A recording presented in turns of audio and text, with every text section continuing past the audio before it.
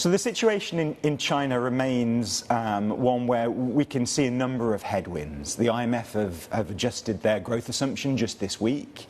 Most investors I talk to have come to the understanding that GDP growth rates are going to be 4-ish%, which was validated by what the IMF said earlier this week. But the critical development, Martin, that we're watching is how the deflation data is evolving going forward.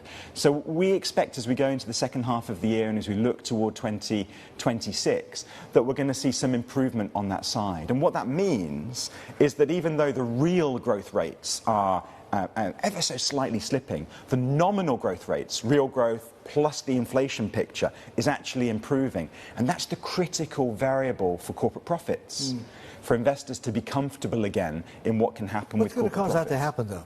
Well, it's the policy support. Okay. So the policy support is coming in, as always, different dimensions: local policy and regional policy, industrial side, measures to focus on the housing market, measures to open up precautionary savings that are still being held up by the Chinese consumers, rate cuts, issues to address mortgage rates as well. So a whole range of different measures. But collectively, cumulatively, that's adding to GDP.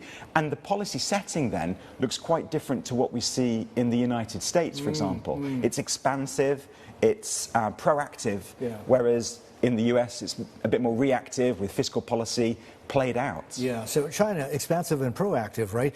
I think we should probably talk about it. I'd be really curious and interested in your take on this.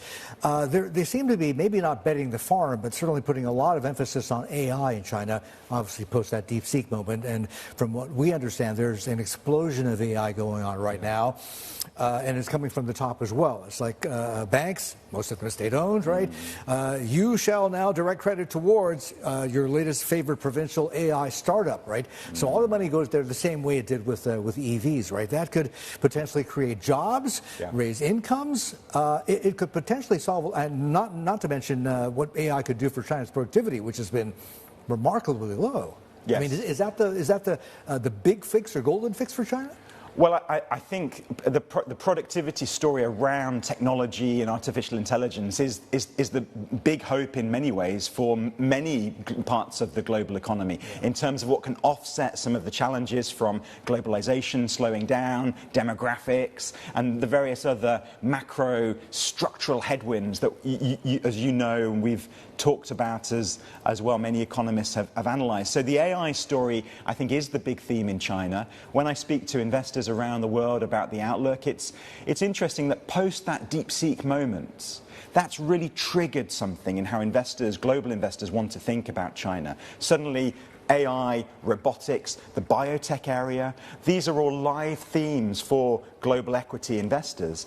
And the really attractive feature of accessing technology in Asia, but particularly in China, is the price that we're being asked to pay as investors to participate in that theme. Material discount versus Magnificent Seven in the United States, accessing tech through the NASDAQ or other areas of the US market. And so it's that combination of being able to focus on the AI theme, but also access it at a more attractive entry price.